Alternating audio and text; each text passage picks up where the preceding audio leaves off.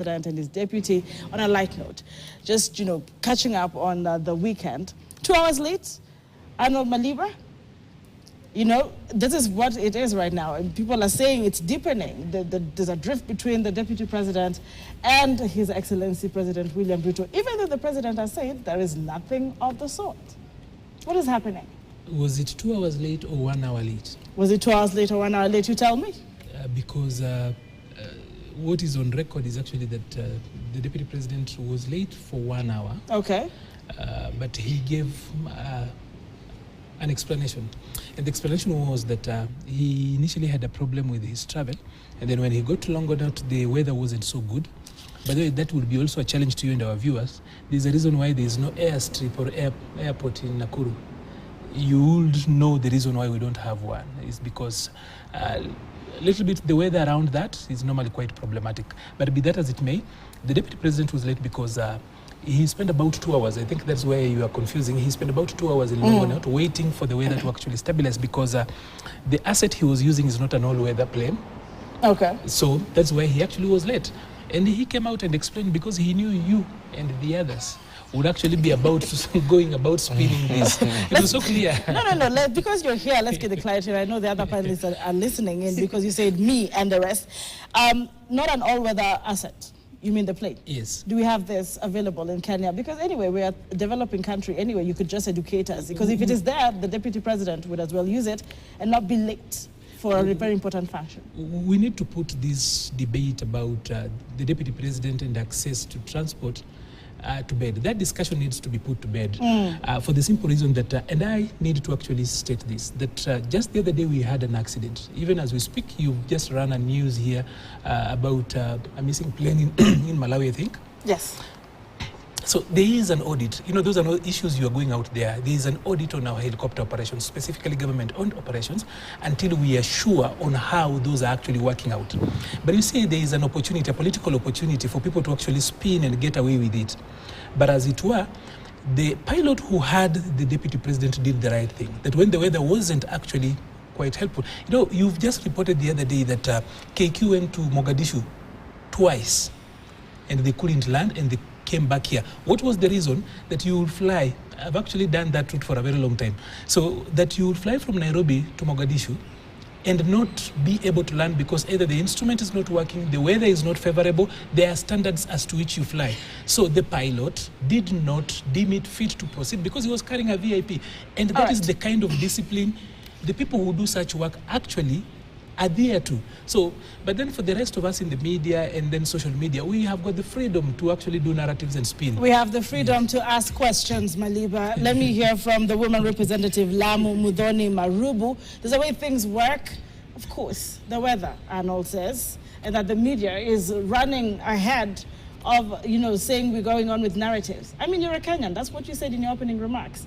We don't want to think at whatever point that history is repeating itself in this Kenya Kwanza administration, even though you're an independent candidate, but a number of you shifted to the other side. What is your position? I think we are reading too much into this. Okay. That's my position, because what I saw the other day is a president and a deputy president who are having a very good relationship. Because you said this on a light note, there's a possibility the deputy president stopped at Mount Longonot and was praying. You see? He said it was the weather. There's that possibility. So, I mean, you said it's a light note, okay? But from where I see it, what they spoke, what I read on the news and what I saw, the videos I saw, they are actually reading from the same page. But there's a possibility that the president stopped for 1 hour, prayed for the country, prayed for the rains, and, light note. Akili. Good. I'm not a politician. But you wear a number of hats internationally. I will not give it a spin. We live in this country, we live in reality, and the reality is that there is some tension. And it will be explained away in political permutations one way or another. But at the end of the day, we still have a functional system. By the way, Doris, let me say this. If we always agree, even in this studio, even in this place of work, if you always agree with everybody all the time on all issues, then you have a problem. The bigger problem is when people do not disagree. But when people disagree and they acknowledge the disagreement, agreement, because I have seen the president calling out some people and saying, respect the deputy president. I have seen the deputy president himself asking for respect. I don't think anyone would stand on a podium to ask for respect if he's not shown some disrespect. But at the end of the day, I listened to the president the other day. It was on Sunday, I think, yesterday, and he struck a conciliatory note. All right. He said, yes, he is ready to mentor young people. In other words, I heard him saying there are some people who are very eager to move quickly, and he said, I looked for this gentleman who is my age mate because I knew he had some level of experience. So the truth is, to the ordinary man, I am an ordinary man. That is whom I represent on this table. I have no, I do not have the trappings of power. I am not privy to the information. You can see Maliba has information including about our air assets. I don't have that. Right. What I know is that the original question you asked is about the seeming tension between the two leaders at the top. Nothing bad, nothing untoward. It is just flexing political muscle, keeping us interested in the politics of the day. So long as it does not go overboard and we go over the cliff, it's good, it's healthy, it's politics. And politics is about jostling for space, and space is being jostled for. It means that there is a credible void, there is some gap which people want to fill in. So I think my colleague here is more of a politician than myself, but what we read as ordinary people is that there is some reason for some disquiet. Why the deputy president has never had this same situation when we had the floods and he reached in time, always. This particular unique situation can be explained away. But maybe it could also have been dramatic entry by the deputy president. Why not? Why not? Why not? Anki, if the producer can allow, this is not as light as we were. I would love actually us to address this because again, there's a narrative to it that has actually gone so far. Kindly. Number one, when Dr. says that he is representing the normal man, I would love to tell our viewers that he is not entirely. But because you speak on his behalf. Number one, he is Dr. So he's a man with 3 degrees and above. Number two, somewhere in the Bible, Paul and Silas were passing by after prayer and they met a man. They told that man, silver and gold have I none, but such as I have I give you. This man has got gold. Okay, but I needed to actually get it serious on the issue of what is actually happening in UDA. It's important that we actually put this in perspective. If you don't get context, then you will end up with a lot of these permutations and everything else. Now I'll tell you, 2 things are happening in UDA. Number one, we have got grassroots elections. Elections are disruptive. Elections are not easy. That is why IBC has never done the right thing. When I talk about the right thing, quote unquote, is that for whatever they do, those that lose have got issues with them. No one. Now that I'm actually on the side that is actually organizing an organization, an election that is actually a little bit with the interest, I can tell you that whatever IBC does is heavy lifting. So we've got grassroots elections. The last time a political party in this country did grassroots elections was in 13 years ago. And it did not even end up well. There was men in black. Then the second thing that is happening is the generational handover that is happening. That out of a demographic imperative, the people born between 1980 and 1997 are now the bulk of the people who are voting, and about 1/3 of them, including most of the people seated on this table, are now in leadership. The challenge is that for the slightly older generation, they have got a challenge to actually be at the top when a generational handover is happening right under our nose. And then now you have got these young people who actually now feel like they are ready to go. So they are ready to move. Those 2 things are what we are misinterpreting. But I'll tell you, Anki, everything else is incidental to those 2 things. The grassroots elections and the generational handover that is happening here. Maliba, let me come back to you because my concern, because I want to move into other, what Wakilia would say, existing political tension. Where does the 1 man, 1 shilling, come in if it's just a matter of a generational handover and what Maliba is saying here? How did we get to political ethnicity, kind of warning being shot out in public dais? How did we get there then? I think you're one of those people very vocal on the 1 man, 1 shilling, saying you're not really for it. Of course. You see, from where I sit, Anki, this 1 man, 1 vote, 1 shillings story is just a political rhetoric aimed at advancing someone's political agenda. And this I have to say, It has got nothing to do with the, equitable sharing of resources. But we're not sharing of it for the first time in 2024? It has been used as a political tool to mobilize a certain community. And for these people actually advancing this small agenda, I'll call it small because it's small in the sense that they do not have any intention of actually sitting on the table and dividing the national cake. They just want to pull a political card, mobilize their communities into a tribal cocoon that is going to help them politically. And I ask for these people mobilizing a community that I happen to come from, the Kikuyu community. They're saying, come, we will give you more resources. They know those formulas they are advancing are actually not something that is viable. Because how do you propose to share revenues with the people of Lamu and the people of Nairobi in the same way, or the people of Nyeri or the people of Kiambu? It's just politics, and dirty politics as such, aimed at advancing someone's political agenda. And I really get disheartened by this kind of selfishness from some people. It's really unfortunate from where I sit. All right. Dr. Mutubu, I want to come back to you because now transition into another key development today. It's something we heard of, I think, a few weeks ago, in as far as the office of the former president of the Republic of Kenya, the third president to be specific, President Uhuru Kenyatta.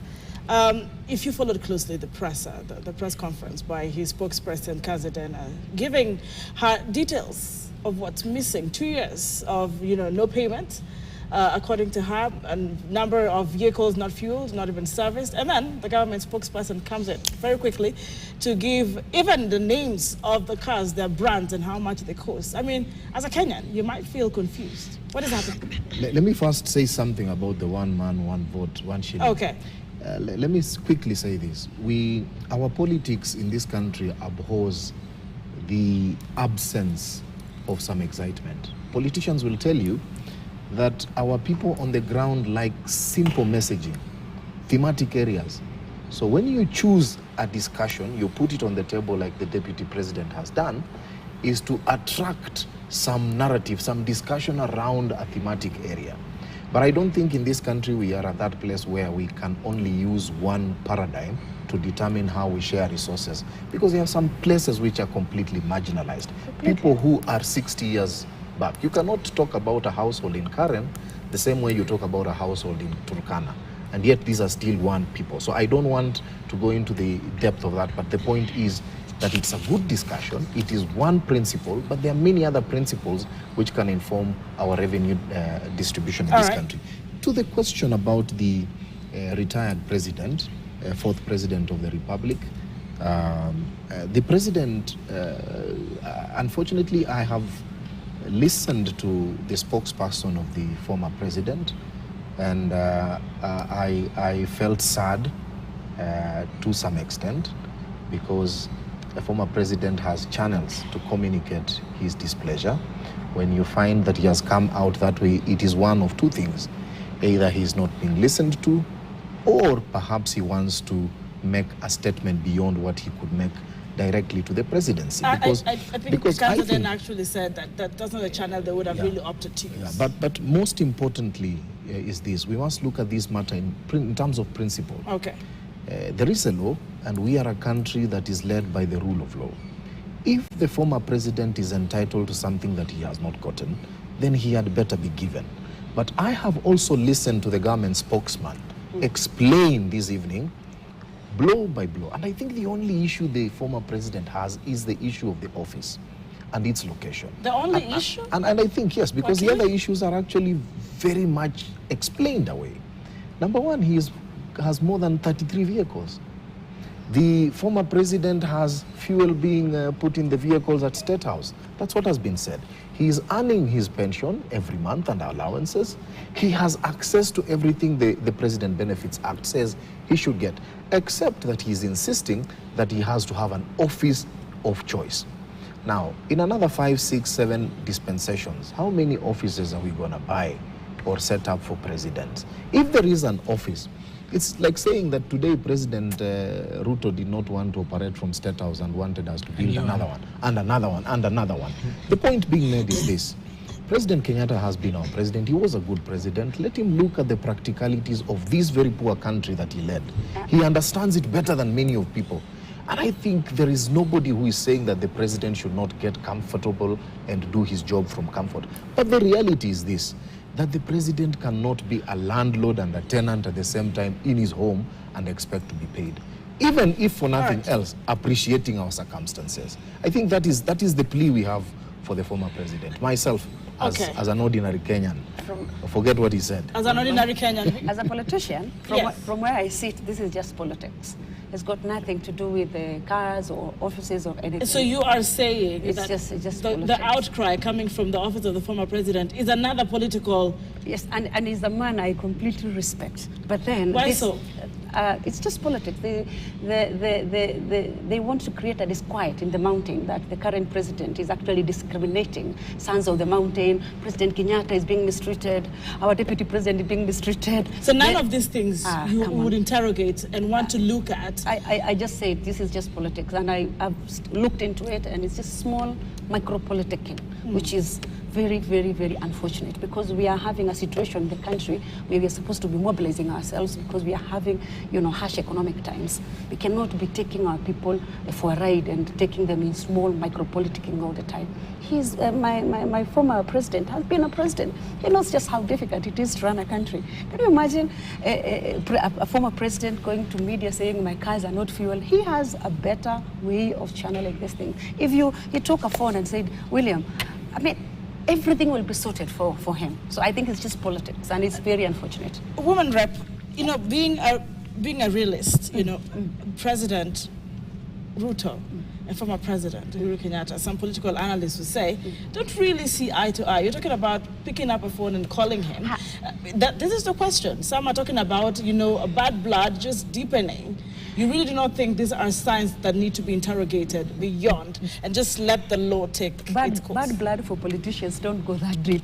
Okay. You remember there's an unfortunate incident where the former Prime Minister lost his son. He was sent government, aircrafts to At a time when it was so difficult to even talk to each other. Yeah, they were not even talking to each other. So let me tell you, Anki, this is just small micro-politicking. It has got nothing to do with the cars. It has got nothing to do with the offices, nothing. Just small micro-politicking, trying to mobilize the mountain against the government, which is unfortunate. How are they going to benefit if they isolate this very community that has put them into power for so long? If you isolate the Kikuyu community 41 against 1, how is it going to help you? Allow me to actually just move in the same manner. First of all, deal with the one man, one vote shilling. One man, one vote, one shilling debate. First of all, I think, like she said, this is incidental to another. It is servicing another function altogether. And like I've told you, if you were to mute the elections in UDA today, and I'm telling you because I come from UDA, if you were to mute the elections, and we didn't have these young people who are looking forward to actually become leaders, and we do not have, we are not at the cusp of history where there's a generational handover. You wouldn't have a lot of this noise. Initially, you wouldn't hear a lot of it. But what is happening? When you hear a lot of these noises are people, quote unquote, fighting for mkubwa pahali, when there is a lot of selfish interest. Like I'm competing for a seat somewhere, there's a competitor of mine on the other side, so we put ourselves in camps. Mimi ni wa huyu na huyu ni wa huyu mwingine, and in that process watu wa huyu wanasukumwa na watu. But remember, we have got we are under one flag. Just to remind you that during the last 3 months we've actually been active about election. The party has increased its membership by 1.3 million members, new members. So, even as you hear these noises, it's actually strengthening, because those that want to be part and parcel of these particular processes are mobilizing people. So the one man, one vote, one shilling argument does one thing. It doesn't do justice to the existing formula that has got a basic share, it has got a population share, it has got health, and everything is about 8 parameters that we actually look at. So that debate is good. And by the way, Anki, when we speak about public participation, no one told us that public participation was going to be easy. Public participation is not something that people are sitting together and we are doing it in symphony and harmony. Even the noises you see, that is public participation. It is just vigorous. So this particular rallying call is only helping and servicing something else. Like I've told you, the grassroots elections. And number 2, we have got that young people who probably are being seen as mannerless. But be that as it is, I think, allow me then to get to, there's been that debate online. Is he the third retired president or he is the fourth president? Depending on how you look at it, the first president did not retire unless he passed on in office. So he didn't retire. It's only the second, third, and fourth who actually retired. So the only first president we had ever retiring was Moi. Then the second one was Kibaki, and the third one, depending on how you look at it. So properly, that statement is fine, that the third retired president is Uhuru Kenyatta. Number one, I do not think that a country that has got the fiscal deficit like us, a country that has got problems even servicing the sovereign debt, which the third retired president actually understands how we got here very well, would actually have the luxury and the liberty to actually have multiple facilities. The office the Republic of Kenya bought for President Kibaki, the late President Kibaki, in Nyari, that office is for the Republic of Kenya. It served the same purpose, and there shouldn't be a problem any other president making use of it. Secondly, how suitable is suitable? Because that's where the concern is. I will ask you the same question. Before we get to Sami really joining us. I will ask you the same question. When it served President Kibaki, it wasn't suitable because President Kibaki was a lesser president? Was he? So that's what I'm saying, that if it has You've renovated the State House? If it has served, yes. Is that the problem? We need to interrogate. Do we know? That has not been raised in Kanzedena's statement. So, so we have got a facility that has served a similar purpose. Like, for example, why did it take about 10 years to set up an office for the CJ? Was Mutunga any less of a god?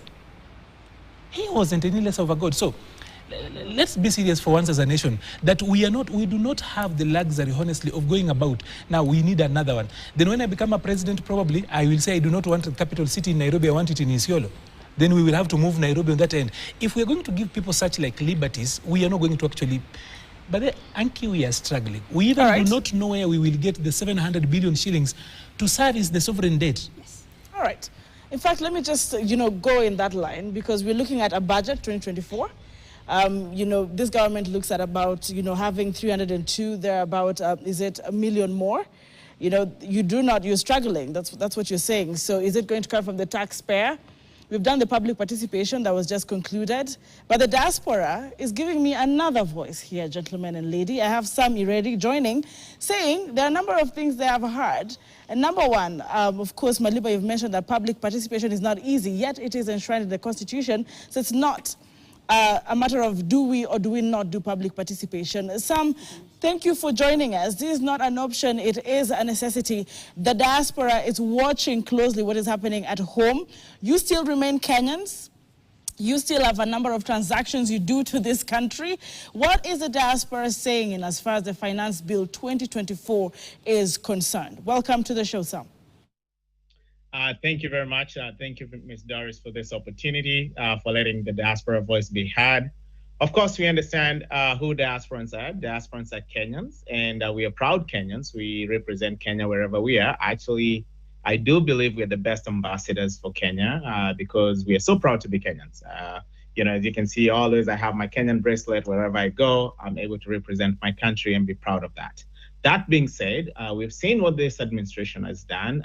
First and foremost, we also want to thank the president as well as the administration for going ahead and setting up a State Department for Diaspora Affairs. We'd never had that before, but now we do have a department that's solely dedicated to the welfares of the Kenyans abroad, and that's the diaspora community.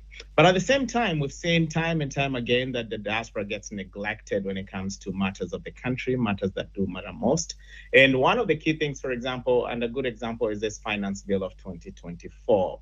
Diasporans are they're very angry because of this, when it came to participation of this bill. We were not involved at all. We've been involved in some other things, especially when it comes to raising funds for the country. When it comes to, we've had several seminars with the National Treasury, especially the CBK in particular, when it comes on how diaspora can continue to invest. We've had diaspora investment conferences organized where diasporans have traveled back to Kenya. We just did one in December of 2023 that I was part of. and very proud to participate. And that's just for the investment, for us to bring our money back home. But when it comes to the daily governance of our country, we've seen diaspora being sidelined. And not only just in forms of things like government jobs and all that, and us being able to participate, but critical bills, for example, this finance bill and how it touches the diaspora. So first and foremost, we are really angry that we were not granted an opportunity for us to be able to do public participation. And it's not that there are no means or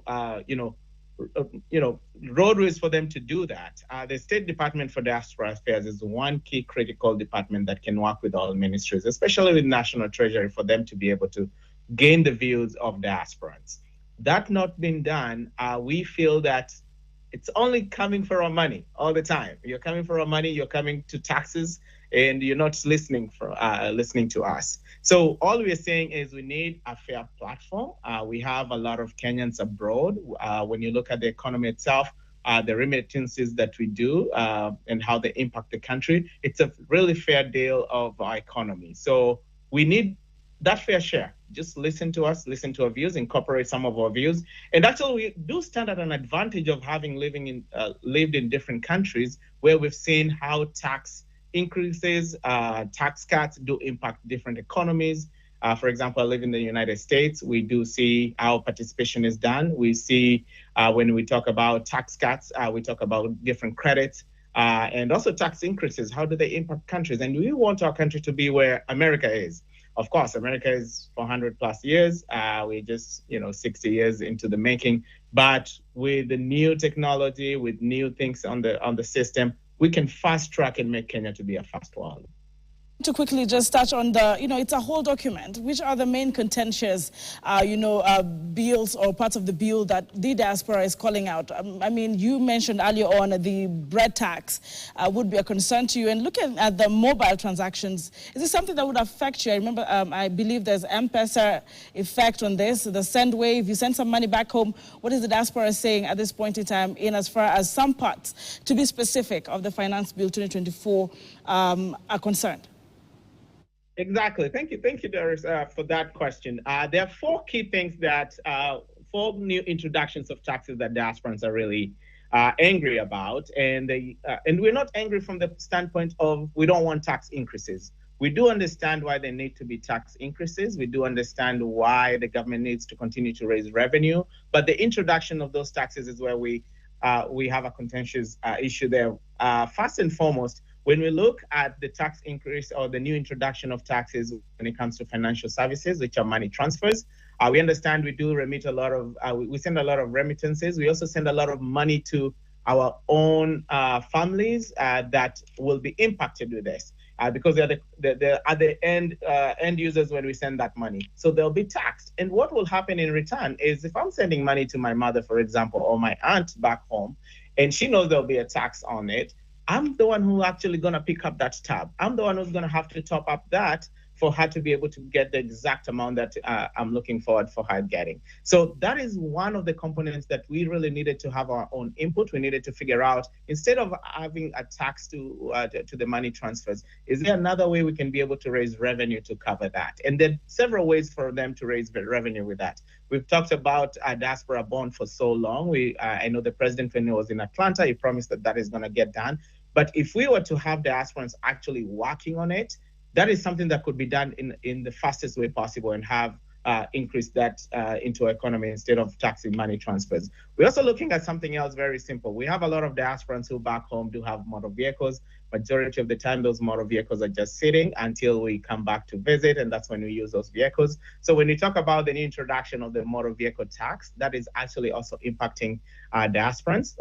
We also look at the eco levy. We have diasporans who are entrepreneurs, who have businesses back home, who are actually going to get affected by this eco levy. This is something that we're not opposed to the government introducing it, but how do we introduce it? How do we have civil education to Mwananchi? Because that's actually the biggest part, is that civil education to Mwananchi. Do they understand what tax bracket they're in?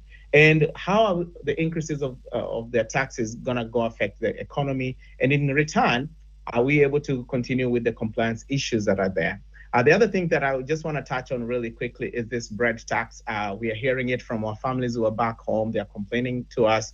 And one key thing I would say is diaspora actually is very influential when it comes to elections. During the last election, for even Kenya Kwanza to win, we had to really rally around our people back home, and knowing that, guess what, I'm sending you money. I do support your livelihood. I support school fees. I support people, when it comes to your health, making sure that your hospital bills are paid. So when it came to a voice of us trying to educate the Mwananchi and looking at the bottom-up economy, we were able to articulate that very well to our people and for us to be listened to. So this bread issue has been something that we're hearing from our families back home. They're complaining about it.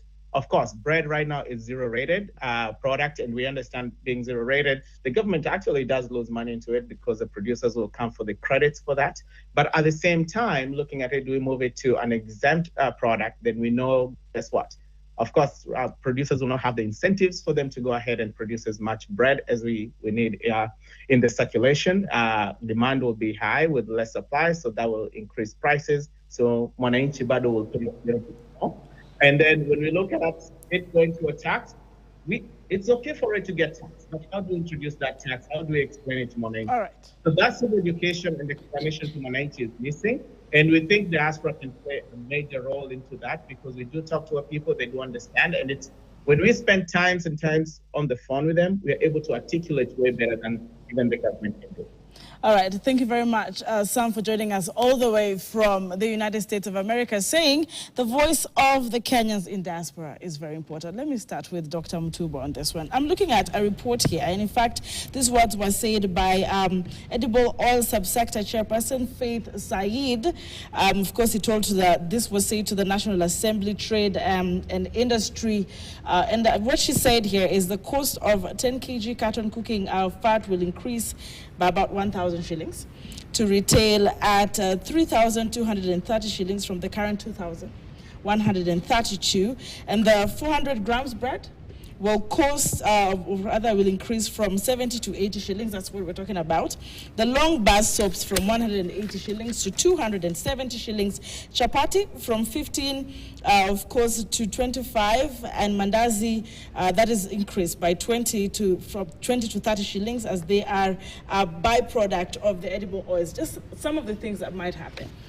But even as you're listening through, you've heard that people, even people in the diaspora, are worried about the price of bread in case this finance bill 2024 goes as is. You said you're a common Mwananchi. Yeah. You can pick it up from what Sam has said. Yes, it's a very lively debate. But let me begin by telling my fellow Kenyans one thing. On this one, we are all in it together. That is the truth of the matter. The truth of the matter is that there is no ruling class, there is no UDA or DM on this one. The truth of the matter is this, that the bill that you have before is a proposal, and that is the discussion we are having, are proposals coming from Treasury on the proposals to raise revenue. You see, the same people, Doris, let me tell you the truth. Yes. Teachers want better salaries. You heard the other day the authority that controls, security guards saying you must pay a minimum of 30,000. Tomorrow, you're going to be told your house help needs more salary. Everybody is pushing for some more. And the government has no headroom. I'm not making excuses because I'm not government. But the truth of the matter is this. The bad choices we made 20, 30 years ago are catching up with us. You see, in your later stage in life, some of the bad decisions you made about your feeding, the way you live your lifestyle, they start catching up with you. And when they start catching up with you, you must get some medicine. The bad decisions we made, we gave ourselves a constitution 14 years ago, bloated government, several levels of government, a big legislature, a big judiciary. We made everybody to know that they are entitled to certain things. These choices were not properly, costed. So that you have a situation today where some of the highest paid people in this country are in government. Government consumes a lot of money. 7 out of 10 shillings they tell you goes in paying debt. Same government people are saying now they want more salaries. Teachers tell you they want better salaries. Schools are saying the capitation is not enough. Where do you want this CEO, this person running this country, to get the funds Is it to because sort the out cost all of those living problems? is higher? And where does he go to? Is he going to go to Mars and come up with some solution? The guy has to do something. The reality is this, that some of the decisions are very painful, and I see some of the problems you are alluding to are problems we must sit down and discuss. Chinese investment served us for some time because China was giving easy money. But China's investment has stopped, has gone down by over 70% in the world. So you can't go to China and look for money for development. We had actually stopped using tax collections to do development, and we were borrowing to do development. Little did we know that these loans we were taking, this money we were borrowing, the time will come, we'll start paying, and the time has come. And when the time arrives, it's like taking a loan from the bank and you go to the Bahamas. When you come back, you are now met with that bill. The truth of the matter is this: we must meet halfway.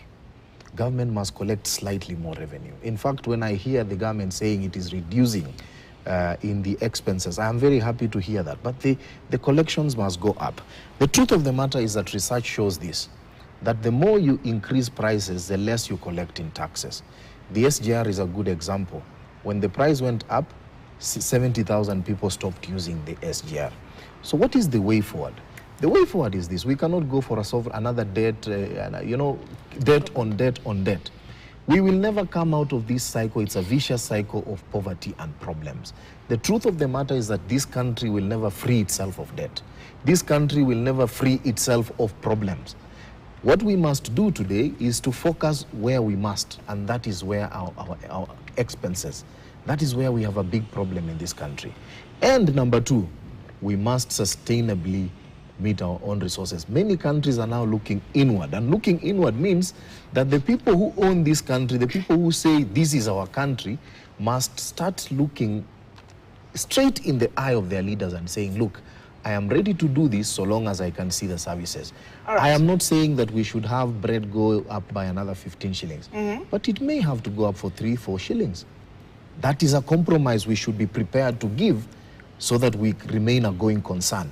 You remember the president had warned us at some point that we may not be a going concern for a long time because we are already choking with debt. Right. So the truth of the matter, the point I wanted to make is that we are all in this. As we go forward, we must bite the bullet. There are certain things we will have to accept, not to the extent that is proposed, but we must also demand accountability of these funds.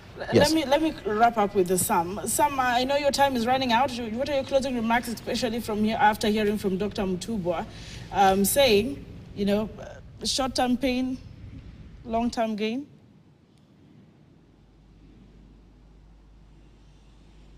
All right.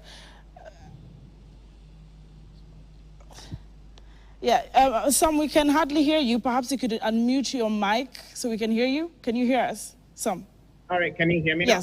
Yes, we can hear you. I hope you can hear me. Thank you very much, and I do apologize for that mishap there.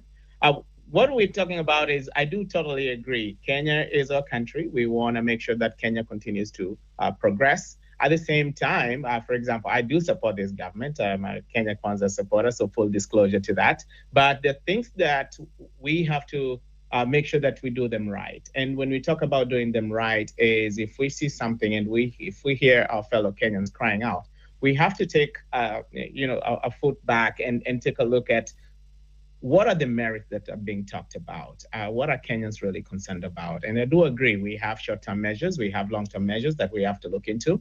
I'm not opposed to increased incremental taxes. I've read the bill. They have full of 138 pages. I've been able to go back and look at the tax act that we have, look at the finance bill of 2023 and the Finance Act of 2023, and look, for example, a good example is the fiscal deficit that has been able to cut from 5.3% to around 3.3%. So we have a 2% margin, which is great for our country, and we want to continue striving that.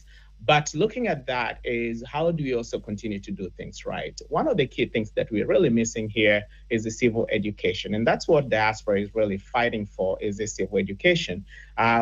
There are different places whereby the National Treasury could come in, engage the public, especially right after we get the policy, the budget policy statements, before we get like the budget estimates. That's a good opportunity right there to hear from the public.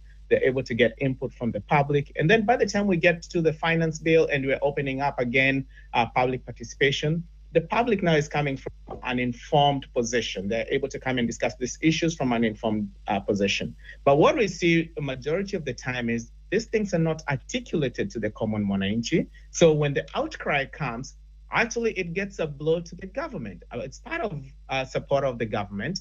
We want to make sure that all Kenyans are on the same page. We do understand we are not all going to agree, especially when it comes to tax increases. There are people who look at things differently. We can also look at how do we broaden that tax base? How do we broaden for example, the VAT on majority of the products, so we don't have to increase that VAT so high, but we could broaden that. We still continue to see, do we get the same revenue coming in? So all we are saying is, and where I'm correcting my government, is on two things. That civil education and the public participation. It's very important. It's actually mandated in our constitution, and we want to continue to encourage that we follow our constitution. And then there's also a very other small part into it, and this is when it comes to accountability. Time and time again, we're seeing the Auditor General, when they come up with their reports, we have a lot of issues going on. So that confidence to the mwananchi, we want to continue encouraging it. Kenya Kwanza has continued to do a great job in ensuring that we are curbing that compared to the previous regimes. So we want to continue to make sure that that is done. And we're happy on the progress, only these small things that we want our government to change and encourage. Thank you so much for creating time to be here all the way from USA. Just speaking on behalf of the diaspora, he's mentioned something before. Then I want to go to Arnold on the two things. He's saying, let's get to the people. Let's have public participation. The viewer watching today is saying, in 2023, the Finance Bill 2023, now Finance Act, was one of the contentious bills. But people came out, public participation was done. But were these things even incorporated in the final act? Kenyans are concerned if public participation is taken for what it is, even as you go back to the parliament with this bill. I actually picked this point of public participation and accountability because I realized when he was talking, someone sent me a message from him and said, Muthoni, if you try to pass that finance bill, you utaenda nyumbani. Especially hiyo mkate ukiongezea. Like if I try to add any coin to the bread, consider my vote gone. The point he's mentioned is a very important one, particularly on the public participation, because if our people actually understand what the government is trying to do, to the letter, they are going to support us. Let me try and put it a little in perspective in a minute or two. The bread and milk had initially been zero rated to a tune of 90 billion Kenya shillings, meaning that for every bread that you buy at 50 shillings, the government would possibly put 15 shillings to help you buy the bread. That money is taken and given to the manufacturers as some sort of some subsidy. Now, if you remove this 90 billion Kenya shillings and put it into the budget, it's going to help us, say, with the GAV or with CDF or with the hospital or with the teachers or with the nurses, as compared to giving it to the manufacturers. But the original idea, as envisioned at the bottom-up economic agenda, is to actually finance production as compared to consumption. This is what you have been doing. This is what my dear, this is what the government is trying to do. But it takes time to remove the subsidy and actually stop financing consumption and finance production. Annually, today, Kenya imports around 3.1 million tons, approximately, of wheat from outside the country. Okay. When you're importing all this, you're paying around 74 billion Kenya shillings annually to actually import wheat from outside the country. It means when you're importing our food, we're actually selling or giving away our jobs. On the point of edible oils, we're actually importing 160 billions worth of edible oils, and we can actually grow this palm, this coconut. We can grow this cashew nut. Sunflowers, simsim in our country, especially in counties of the coast where we have massive land that is underutilized. So what the government is trying is to stabilize a little, then open up a production for these things so that we can produce what we are consuming. It's going to be a little bit difficult, but then these are steps that we must take. And I must mention, Anki, yes, genuinely, and I'm not rooting for President Ruto. We have a well-meaning president. It takes 3 hours in State House to try and take us step by step with this finance bill so that we can understand it in a way that we are going to be able to explain it to our people. He's really well-meaning, that's for sure. You know, Arnold, you're also a public policy analyst. I want to ask a question. Yes. Can you just allow me to tell her it's not bad to actually support the president. You have got a right to. Now you can proceed. Arnold, honestly. Yeah. So, I mean, look at this. We have had people coming for the public participation submissions you've been following. Yeah. There's a man who came out and said, this thing is too complex for the common Mwananchi. It is not as simple as it should be. I cannot, comprehend it as a common man. In fact, why don't we have these documents out in Kiswahili? I think we have English, but we also have Kiswahili that will get to the grassroots. Have you thought, or has the government at least given a thought to having this document in Kiswahili?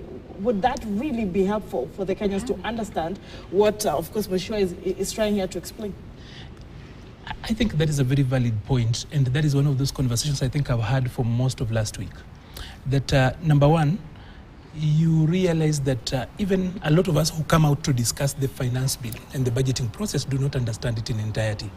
And that, I will say without a shame, that even a number of members of parliament, actually a majority of them, sometimes do not have the time. Let me tell you this. Do not have the time? Yes. Or the intention? Time. I do not have an intention-no-meter, but I know sometimes members of parliament are busy, so at least on time, they're actually short. But I'll tell you this, Anki.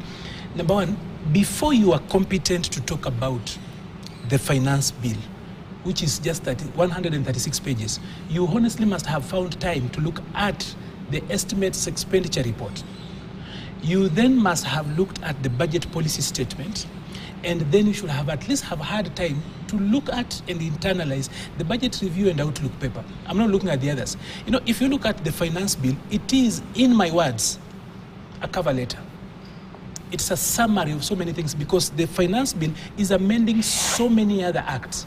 So if you were to actually put all of them here, you might not even have space to actually look at them because so many other acts are actually incidental to that. So it's simply a cover letter. It's 136 pages. So when members of parliament themselves, and you know, budget is actually, parliament is actually a budget-making body. When members of parliament do not have time, remember, by the way, they have. Remember, we do have time. No, what are you saying? We don't have time. I have sat a lot of hours to analyze. Please, I mean, I'll come to that. We have time. I'll come to that. Yes, and do you know why I say they don't have time? We do. Right. Because we have had people.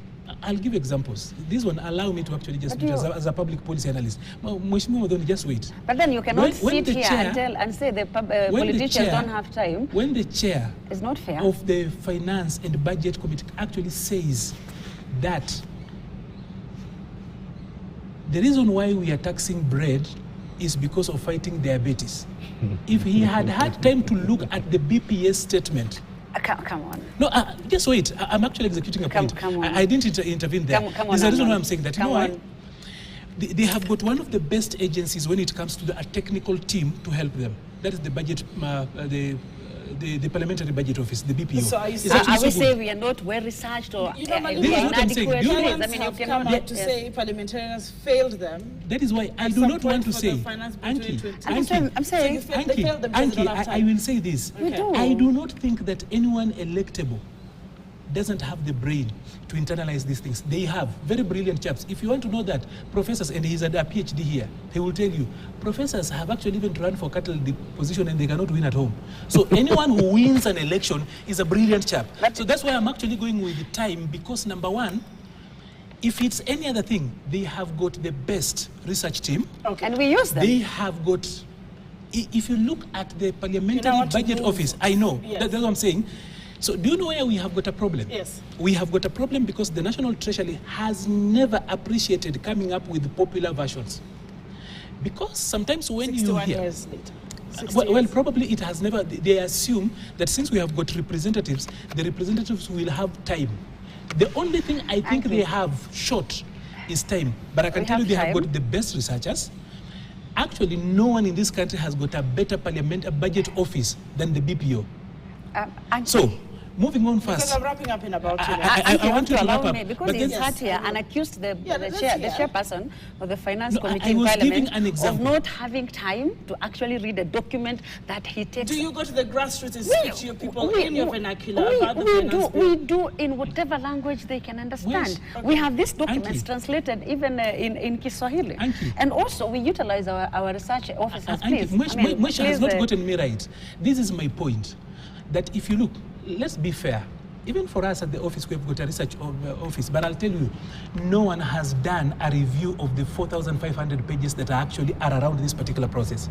It's a little bit difficult. That's why we are saying one of those things we've actually made as a deliberate, and this has no attack on an individual, because I actually work for this regime. Right. So I'm actually just saying this, that one of the proposals we were making for Treasury is, you see, one of the reasons why we passed the Constitution in 2010 was that there was a very simple to understand popular version.